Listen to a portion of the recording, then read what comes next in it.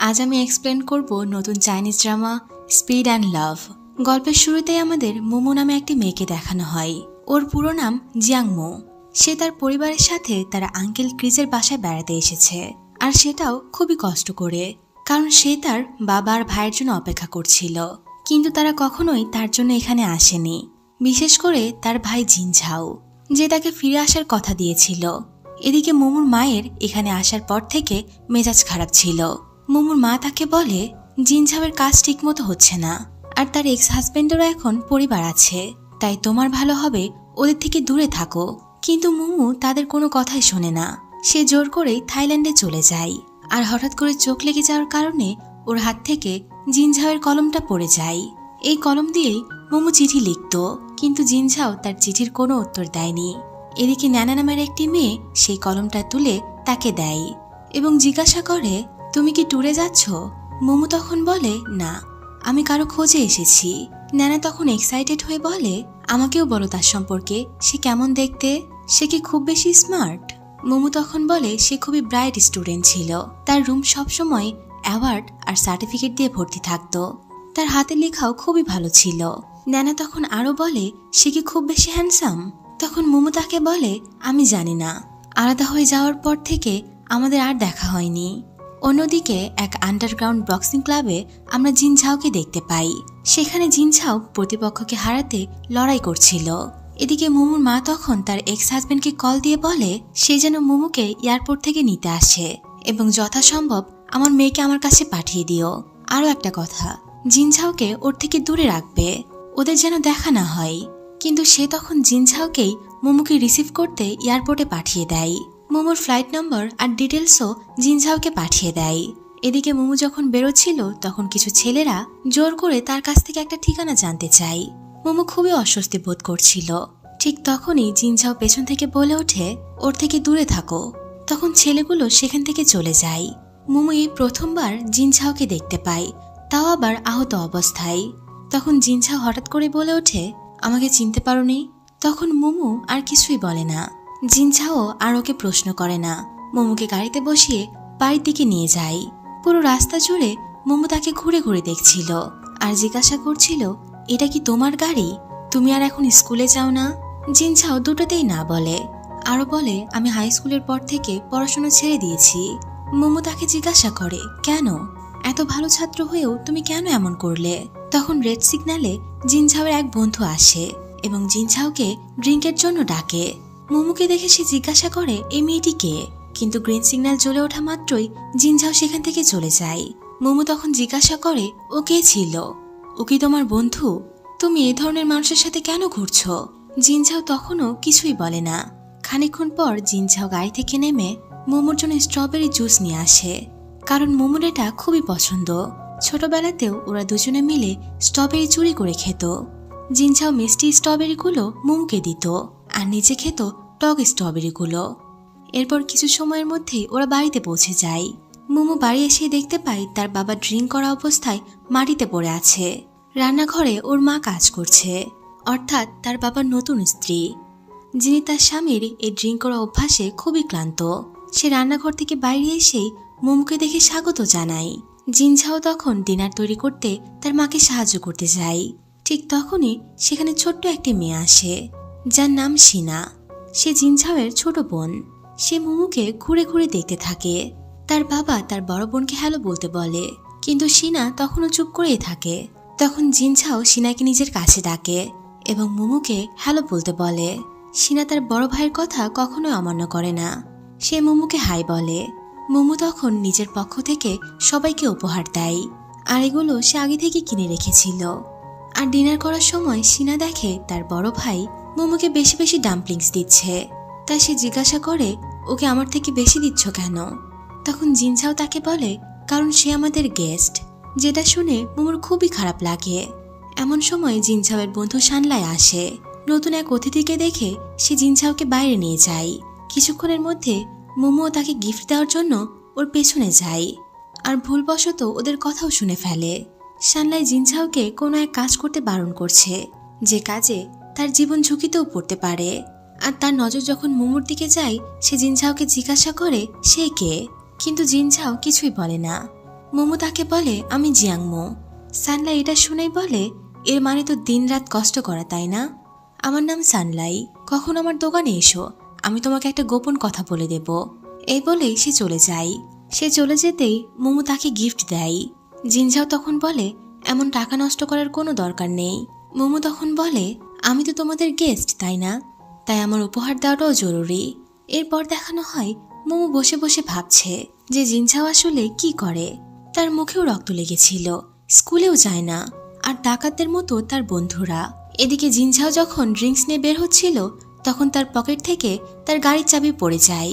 তখন একটি ছোট্ট মেয়ে সেই চাবির চেনটা তুলে দেয়, আর এই চেইনে লেখা ছিল মোমোর নামের অর্থ। এমন সময় মোমো তাকে মেসেজ করে, জিজ্ঞাসা করে তুমি এখন কোথায় আছো, আমার খিদে পেয়েছে। তখন জিনঝাও মোমোকে নিচে আসতে বলে। এরপর ওরা দুজনেই হাঁটতে থাকে। মোমো কিছু জিজ্ঞাসা করার জন্য জিনঝাওকে থামায়। তখন সামনে থেকে একটা বাইক চলে যায়। জিনঝাও চটজলদি মোমোকে আগলে নেয় এবং বলে তুমি এখন আর বাচ্চা নও, তাই সাবধানে চলো। তারপর দুজনেই ফুড স্টলে চলে যায়। খাবার অর্ডার দেওয়ার পর মোমো চুপচাপ বসেছিল। এরপর সে হঠাৎ করে বলে তোমার আমার সম্পর্কে কিছু জানার নেই, আমি এত বছর কেমন ছিলাম, কি করেছিলাম? তখন জিনঝাও তার স্টেপ ড্যাডের সম্পর্কে জিজ্ঞাসা করে।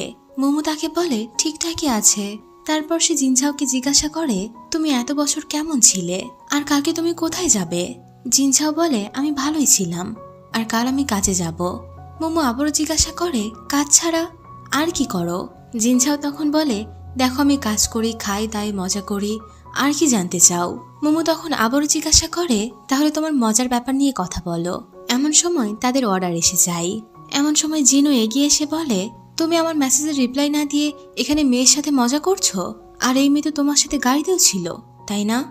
জিনঝাও তখন বলে ও আমার বোন, ও এখানে ঘুরতে এসেছে। জিন বলে তোমার বোন তো এলিমেন্টারি স্কুলে পড়ে, তাহলে এটা কোন বোন? এটা কি তোমার বায়োলজিক্যাল বোন নাকি অন্য কিছু? জিনঝাও তখন কোনো উত্তর দেয় না। তখন জিন আগামীকালের ম্যাচ নিয়ে কথা বলে তোমার প্রাণে ঝুঁকিও হতে পারে। জিনঝাও তার কথা উপেক্ষা করে।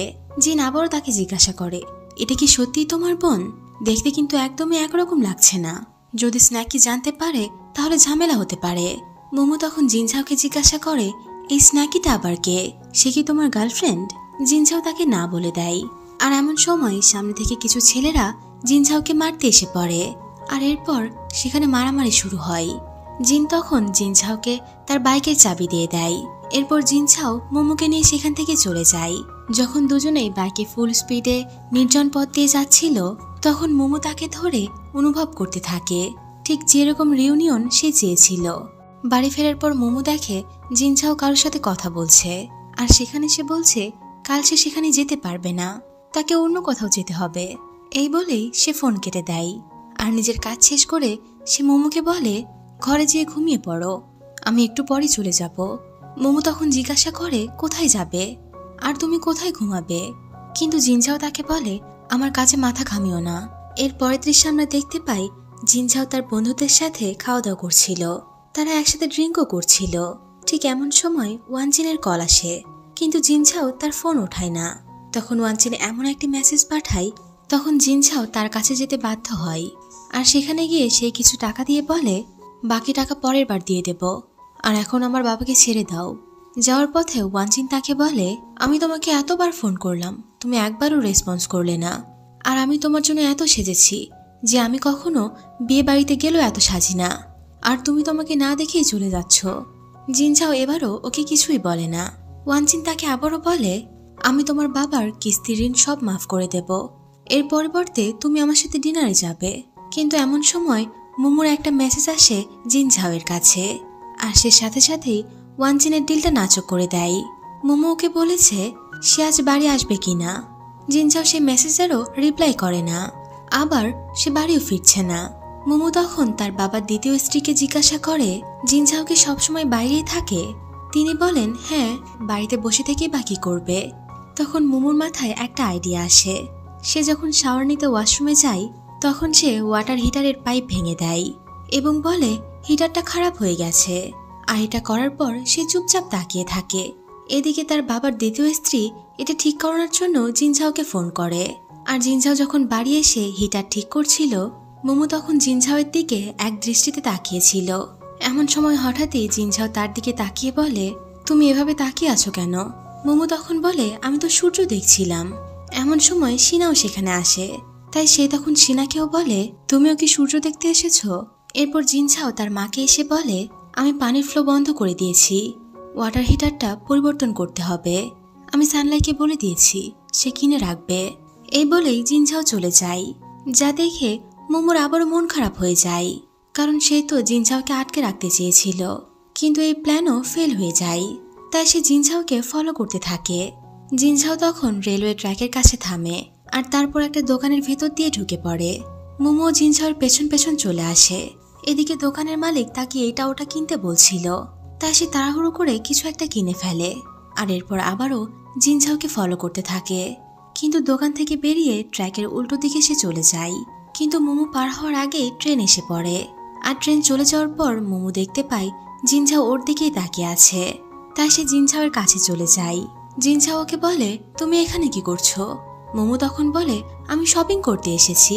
এই বলে সে কলা কেনার অভিনয় করে। জিনঝাও তখন বলে, তুমি ছুরি দিয়ে কলা কেটে খাবে? মোমো তখন বলে, আমি এটা তরমুজ কাটার জন্য কিনেছিলাম। জিনঝাও তখন ওকে টাকা দিয়ে বলে, ফল কিনে বাড়ি ফিরে যাও, আর আমাকে ফলো করো না। এই বলে সে চলে যায়। কিন্তু মোমো কোনোভাবেই মানে না। ও একটি রিক্সাওয়ালাকে বলে জিনঝাওয়ের গাড়িকে ফলো করতে। ঠিক এমন সময় অন্য একটি রিক্সা আসে, যেখানে জিন বসা ছিল। সে মোমোকে দেখে বলে, তুমি কোথায় যাচ্ছ? সে বলে, জিনঝাওয়ের কাছে, ওর সঙ্গে আমার একটা অ্যাপয়েন্টমেন্ট আছে। জিন তখন বলে, তুমি সত্যি ওর কাছে যাবে? ও কি তোমাকে ডেকেছিল? মোমো তখন বলে, অবশ্যই, আমি কি তোমাকে মিথ্যে বলছি? জিন তখন বলে, তাহলে ঠিক আছে, আমি ওর কাছেই যাচ্ছি। এরপর ওরা দুজনে মিলে জিনঝাওয়ের গাড়িকে ফলো করে, অর্থাৎ সে বক্সিং ক্লাবে চলে যায়। আর বক্সিং ক্লাবে আমরা দুজনকে দেখতে পাই, লিনসু আর ওয়ানচিনের বাবা। এদিকে ওয়ানচিন শুধু জিনঝাওয়ের চিন্তা করছে, যেন ম্যাচে খেলতে গিয়ে ওর কিছু হয়ে না যায়। আর রিংয়ে যখন হিজাংকে ডাকা হয়, ওয়ানচিন তখন তাকে ওয়ার্ন করে, বলে, যদি জিনঝাওয়ের কিছু হয়ে যায় তাহলে আমি তোমার প্রাণ নিয়ে নেব। আর এরপর রিংয়ে জিনঝাওকে ডাকা হয়, আর এরপর ম্যাচ শুরু হয়। প্রথম দিকে জিনঝাওয়ের পারফরমেন্স খুবই ভালো ছিল, সে হিজাংকে প্রায় হারিয়ে দিচ্ছিল। কিন্তু শেষ দিকে হিজাং গেমটা পাল্টে দেয়। সে জিনঝাওকে মারতে শুরু করে, দুজনের মধ্যে জমজমাট লড়াই শুরু হয়। আর এদিকে মোমো তখন বাইরে জিনের সাথে চলে আসে। ওরা দুজনে অনেক কষ্ট করে ভেতরে আসে। মোমো তখন জিনকে জিজ্ঞাসা করে, ঝাও কোথায়? জিন তখন বলে, সামনে দেখো, ঝাও রিং এর মধ্যে আছে। মোমো জিনঝাওকে দেখে খুবই অবাক হয়। ও কখনো ভাবতেই পারেনি জিনঝাও এমন হবে। এত মার খাবার পরেও সে ম্যাচটা শেষ করছিল না, তাই সে জিনকে বলে এই ফাইটটা থামানোর জন্য। জিন তখন লিনের দিকে ইশারা করে, বলে, ও আর অন্যরা বাজি ধরেছে, এই লড়াই এখন কোনোভাবেই থামানো সম্ভব নয়, নইলে তাদের টাকার কি হবে? মোমো তখন বলে, তাদের সব টাকা আমি দিয়ে দেব, তুমি শুধু এই লড়াইটা থামিয়ে দাও। কিন্তু আসলে সেটা অতটাও সহজ ছিল না। এদিকে হেজাং জিনঝাওকে প্রায় হারাতেই যাচ্ছিল। কাউন্টডাউনও শুরু হয়ে গিয়েছিল। মোমো জিনঝাওকে বারবার ডাকতে শুরু করেছিল। আর হঠাৎ করে মোমোকে চোখের সামনে দেখে জিনঝাও চমকে ওঠে, আর তার বাকি থাকা শক্তি জোগাড় করে সে হিজাংকে মারতে শুরু করে। এমনকি শেষমেশ সে ম্যাচটা জিতে যায়। আর এরপর ম্যাচের মাঝখানেই সে রিং থেকে বেরিয়ে আসে। মোমোর হাত ধরে সে বেরিয়ে যায়। যা দেখে ওয়ানচিং জিজ্ঞাসা করে, এই মেয়েটা কে? ও কি জিনঝাওয়ের গার্লফ্রেন্ড? জিন তখন বলে, আরে না, ওকে তো জানোই, ওর এসবে কোনো ইন্টারেস্ট নেই। অন্যদিকে জিনঝাও তখন মোমোকে জিজ্ঞাসা করে, তুমি এখানে কিভাবে এসেছো? মোমো তখন কিছুই বলতে পারে না, সে শুধু কাঁদতে থাকে। যা দেখে জিনঝাও বলে, ফাইট আমি করেছি, ব্যথাও আমি পেয়েছি, অথচ কাঁদছো তুমি? চলো আমি তোমাকে বাড়ি ছেড়ে দিচ্ছি। কিন্তু মোমো তখন বলে, তোমার এই অবস্থা কিভাবে হলো? তুমি এমন কিভাবে হয়ে গেলে? জিনঝাও তখন ওকে জোরপূর্বক গাড়িতে তুলে দেয়, আর তারপর বাসার দিকে চলে যায়। মোমো তখন বলে, আমি তোমার আর সানলাইয়ের কথা শুনে ফেলেছিলাম। তুমি কি বুঝতে পারো না আমার তোমার জন্য চিন্তা হয়? আমি হয়তো তোমার জন্য গুরুত্বপূর্ণ নই, কিন্তু আমি যখন তোমাকে রক্তাক্ত অবস্থায় দেখি তখন আমার ভয় হচ্ছিল, যদি তুমি আর কখনো লিখতে না পারো। আমি তোমার কলম তোমাকে ফিরিয়ে দিতে এসেছিলাম, কিন্তু আমার এখন ভয় হচ্ছে হয়তো এই কলমের আর তোমার কোনো দরকার নেই। আমি বহু বছর ধরে তোমার অপেক্ষা করেছি, এমনকি আমি আমাদের পুরনো বাড়িতেও গিয়েছিলাম। আমি সেখানে আমার ডিটেলসও রেখে এসেছিলাম, যেন তুমি ফিরে এসে আমাকে খুঁজে নিতে পারো। কিন্তু এখন আমার মনে হচ্ছে আমি নিজেই বোকা ছিলাম, আমার এখানে আসাই উচিত ছিল না। আমি কালই চীনে ফিরে যাব, তুমি শুধু আমাকে এয়ারপোর্টে নামিয়ে দাও।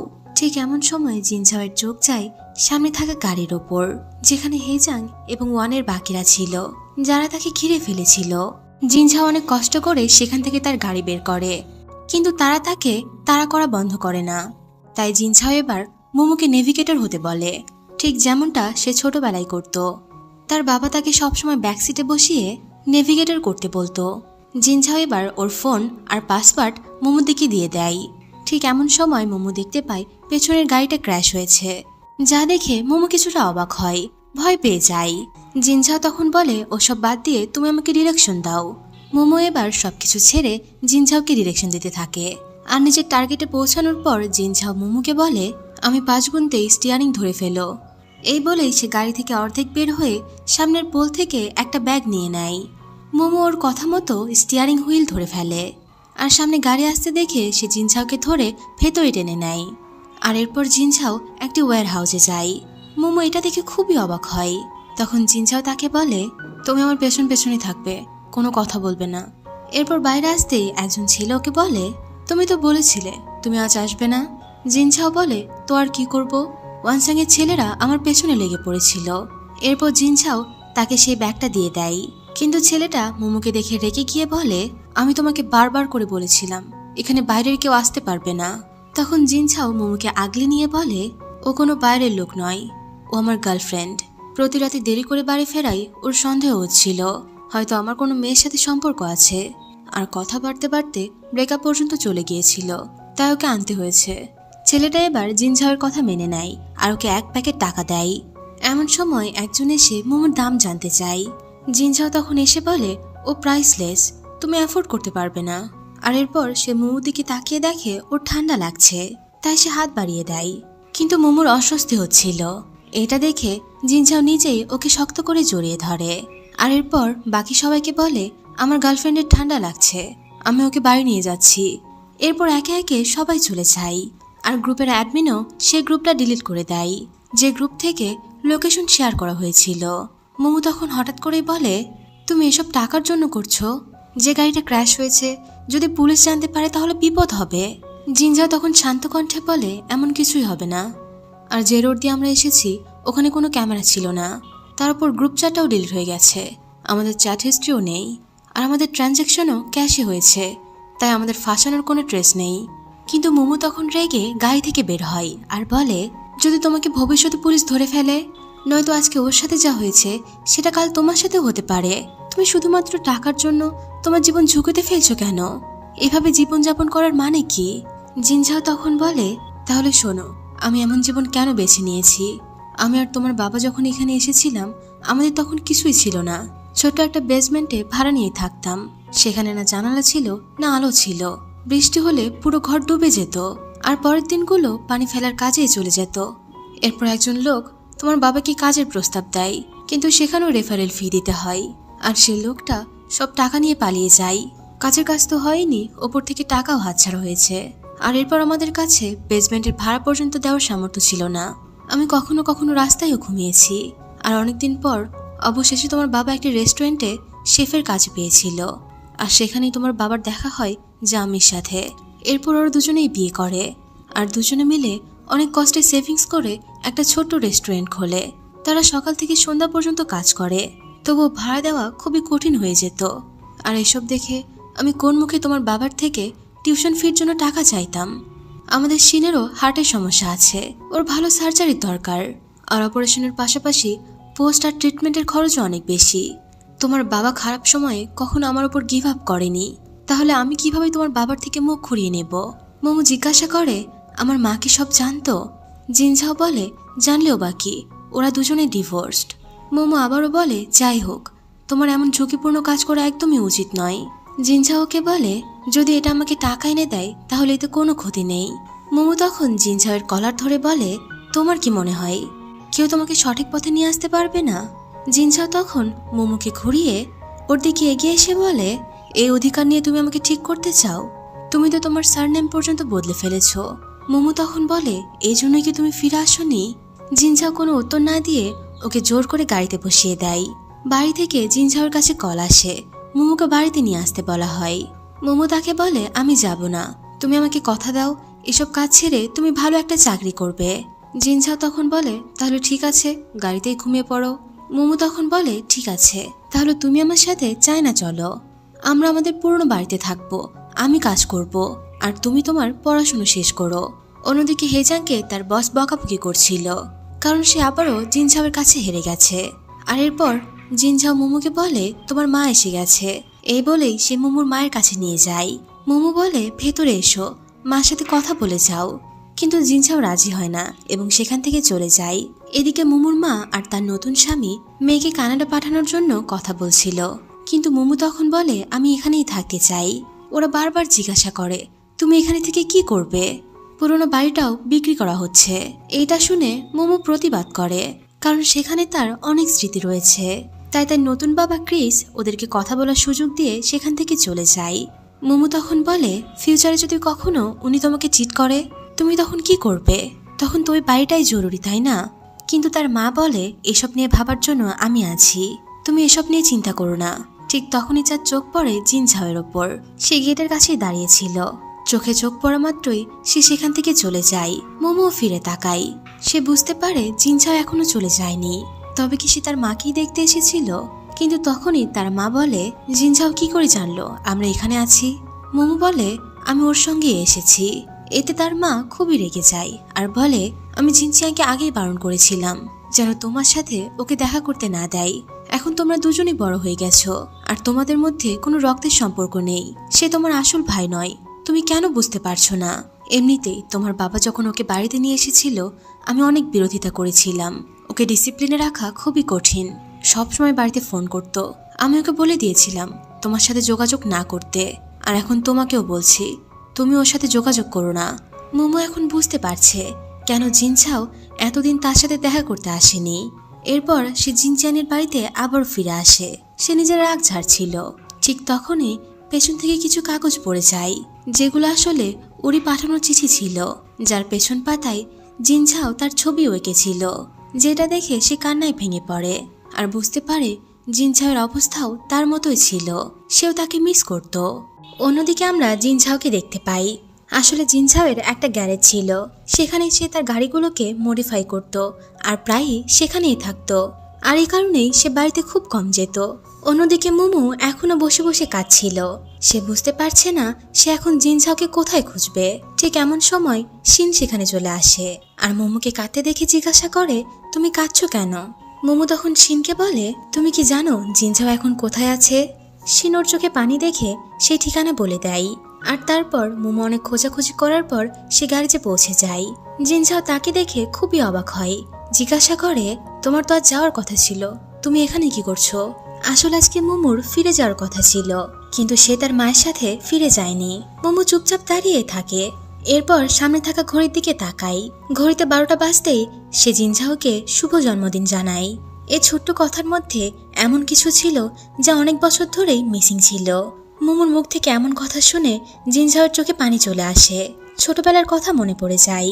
মোমোর যখন প্রথম জন্মদিন পালন করা হচ্ছিল তখন মোমোর মা তাকে জিজ্ঞাসা করেছিল, তোমার জন্মদিন কবে? কিন্তু জিনঝাও কিছুই মনে করতে পারে না। সে কিছুই বলছিল না। তাই তখন মোমোর বাবা তাকে বলে, আজ থেকে মোমোর সাথে জিনঝাওয়ের জন্মদিন আমরা একসাথে পালন করব। তারপর থেকে ঠিক এমনভাবেই চলে আসছিল। অর্থাৎ আজ আসলে মোমোর জন্মদিন ছিল। জিনঝাও তখন মোমোকে শুভ জন্মদিন জানায়। এরপর সে মোমোকে নিয়ে একটি কেকের দোকানে যায় আর সেখানে গিয়ে সে মোমোর প্রিয় স্ট্রবেরি কেক কিনে দেয়। তারপর দুজনে আবারও সে গ্যারেজে ফিরে আসে। জিনঝাও তাকে কেক কাটার আগে উইশ করতে বলে। মোমো তখন জোরে জোরে বলে, আমি যেন জিনঝাওয়ের আসল জন্মদিন খুঁজে বের করতে পারি, কারণ জন্মদিন মানুষের জীবনে একটা গুরুত্বপূর্ণ দিন। আর দ্বিতীয়ত আমি আর জিনঝাও যেন সবসময় একসাথে থাকতে পারি। যদিও দ্বিতীয় উইশটা মোমো মনে মনে করেছিল। আর এরপর মোমো কেক কাটে। ওরা কেকের সাথে ড্রিঙ্কসও নিয়ে এসেছিল। মোমো তখন বলে, আমার এখন ড্রিঙ্ক করতে খুব ইচ্ছে করছে, কিন্তু আমি ড্রিঙ্ক করলে নিজেকে সামলাতে পারি না। জিনঝাও তখন তাকে বলে, তুমি চিন্তা করো না, আজ আমি তোমাকে সামলানোর জন্য যথেষ্ট। তোমার যা ইচ্ছে করছে তাই করতে পারো, আমি এখানে তোমার পাশে আছি। আর ড্রিঙ্ক করার পর থেকেই সে নিজের মন মতো কথা বলেই যাচ্ছিল। মাঝে মাঝে কাঁদছিল, বলছিল, মা আমাদের ওই পুরনো বাড়িটা বিক্রি করতে যাচ্ছে। আমার নিজের চেয়েও মার জন্য বেশি চিন্তা হচ্ছে। আমার মনে হচ্ছে আঙ্কেল ক্রিস আমার মাকে ঠকাবেন। এই কথা শুনে জিনঝাও তাকে বলে, তোমার মা ডিভোর্সের এত বছর পর কাউকে বেছে নিয়েছে, তাহলে নিশ্চয়ই ভালো মতো ভেবেচিন্তেই সিদ্ধান্ত নিয়েছে। এটা শোনার সাথে সাথেই মোমো অনেক অভিযোগ করে, আরো বলে, তুমি তো আমার মাকে মা বলো, বাবাকে বাবাও বলো, কিন্তু তুমি কখনোই আমাদের রক্তের সম্পর্ক হিসেবে মেনে নাওনি। জিনঝাও ড্রিঙ্ক করতে করতে চুপচাপ মোমোর কথা শুনে যায়। আর যখন বাড়ি ফেরার কথা ওঠে তখন মোমো এখান থেকে কোনোভাবেই যেতে চায় না। সে অনেক ধরনের বাহানা দেয়, আর এর মধ্যেই বৃষ্টিও শুরু হয়। তা দেখে মোমো তাকে বলে, বাইরে বৃষ্টি শুরু হয়ে গেছে, এখন কখন বাসায় যাব? তার থেকে বরং আমি আজকে রাত্রে এখানেই থাকি। জিনঝাও প্রথম দিকে মানতে চায় না। তখন মোমো তাকে বলে, আমার ঘরের শাওয়ারটা এখনো ঠিক হয়নি, আর তুমি তো জানো এখানে কত গরম। আমি শাওয়ার না নিয়ে একদমই থাকতে পারবো না, আমি এখানেই থাকবো। জিনঝাও তখন রাজি হয়, তাই সে নিজের কিছু কাপড় মোমোর জন্য নিয়ে আসতে চায়। এদিকে মোমোর তখন পেট ব্যথা শুরু হয়, আর এক পর্যায়ে মোমো বুঝতে পারে তার এখন পিরিয়ডের সময়, আর তার কাছে প্রয়োজনীয় জিনিসও ছিল না। জিনঝাও কাপড় নিয়ে এসে চিন্তায় পড়ে যায়, কারণ মোমো রীতিমতো কাঁদছিল। আর পেটে হাত রাখা দেখেই জিনঝাও বুঝতে পারে, তাই সে দৌড়ে দোকানে চলে যায় আর প্রয়োজনীয় জিনিসপত্র কিনে সে কাউন্টারে জমা দেয়। দোকানি সেখানে ভুলবশত অন্য কিছু দিয়ে দেয়, কিন্তু জিনঝাও তা খেয়াল করে না। বাড়ি ফেরার পর মোমো চেঞ্জ করে ফেলে। জিনঝাও ওকে বলে বিশ্রাম করতে। এই বলেই সে সানলাইয়ের কাছে চলে যায়, কিন্তু কিছু পড়ার শব্দে জিনঝাও আবারও রুমে চলে আসে। দেখতে পায় মোমো পেট ব্যথায় ছটফট করছিল। তা সে নেটে কিছু সার্চ করে, আর তারপর সেই মোমোকেও পেটে প্রেস করতে বলে, কিন্তু মোমো কোনোভাবেই পারছিল না। তাই সে বাধ্য হয়ে নিজে ম্যাসাজ করতে থাকে। জিনঝাওয়ের হাত গরম ছিল, তাই মোমো তার হাত পেটে রেখে ঘুমিয়ে পড়ে। জিনঝাও খেয়াল করে মেয়েটা ঘেমে যাচ্ছে, তাই সে চুপচাপ বাতাসও করতে থাকে। জিনঝাওয়ের মনে পড়ে যায় তার শৈশবের কথা। মোমোর জন্মের সময় মোমোর বাবা জিনঝাওকে অ্যাডপ্ট করে তার বাড়িতে নিয়ে এসেছিল। জিনঝাওয়ের বাবা তার খুবই ভালো বন্ধু ছিল, আর এক কার রেসিং এ সে পৃথিবী থেকে চলে গেছে। তার আপন বলতে এ পৃথিবীতে বাবা ছাড়া আর কেউ ছিল না, কিন্তু মোমোর মা তাকে মানতে চাইছিল না। তিনি জিনঝাওকে বোর্ডিং এ পাঠানোর জন্য চেষ্টা করেছিলেন। যখন সে বোর্ডিং এ যাচ্ছিল তখন সে প্রথমবার তাকে ভাই বলে ডেকেছিল। আর এসব ভাবতে ভাবতেই সকাল হয়ে যায়। জিনঝাও মোমোর জন্য নাস্তা বানাচ্ছিল। ঠিক এমন সময় অন্যান্য মেকানিকরাও চলে আসে। যখন তারা ভেতরে যাচ্ছিল তখন সে বলে, ওদিকে এখন যেতে হবে না। এটা বলার কিছুক্ষণের মধ্যেই মোমো বাইরে চলে আসে, আর মোমোকে দেখে ওরা দুজনেই খুবই অবাক হয় যে জিনঝাও কোনো মেয়েকে তার নিজের রুমে থাকার অনুমতি দিয়েছে। তার মানে সে কি খুব স্পেশাল? ওরা দুজনেই মোমোর দিকে তাকিয়েছিল। ঠিক এমন সময় জিনঝাওর সামনে চলে আসে আর মোমোকে বলে, লং প্যান্ট পরে এসো, কারণ এখানে আমি ব্যতীত অনেকে আছে। মোমো ওর কথা মেনে নেয়, আর এরপর সে নাস্তা করার জন্য বসে পড়ে। মোমো খুবই অবাক হয়, কারণ জিনঝাও রান্নাও করতে পারে, যেখানে সে নিজে মেয়ে হয়ে কোনো রান্না পারে না। এদিকে গাজর মোমোর একদমই পছন্দ ছিল না, কিন্তু জিনঝাওয়ের ভয়ে সে গাজরও খেতে শুরু করে। অন্যদিকে আমরা লিনকে দেখতে পাই, যে এখানে ছিল টপ রেসার। তার কার রেসিং খুবই ভালো লাগতো, আর মডিফাইড কারও তার খুবই পছন্দ ছিল। একবার রাস্তায় কেউ তাকে ডাচ করেছিল, আর সে তাকে হারিয়েও ফেলেছিল। লিন খুবই অবাক হয়েছিল, আর সেই কারটাকে মডিফাই করছিল। আসলে সেটা আর কেউ নয়, জিনঝাও ছিল, কিন্তু লিন তার চেহারা চিনতে পারেনি। লিন নিজের লোকদেরকেও পাঠিয়েছে সেই রেসারকে খুঁজে বের করতে, নয়তো সেই মডিফাই কারকে খুঁজে বের করতে। সে আবারও বলে, যে কোনোভাবে তাকে খুঁজে বের করো, পুরো শহর খুঁজতে হলে তাই করো। আর এখানেই এপিসোড 4 শেষ হয়ে যায়। এই ড্রামা তোমাদের কেমন লাগছে তা আমাকে অবশ্যই কমেন্ট করে জানাবে। আজকে এ পর্যন্তই, দেখা হবে পরবর্তী ভিডিওতে। আল্লাহ হাফেজ।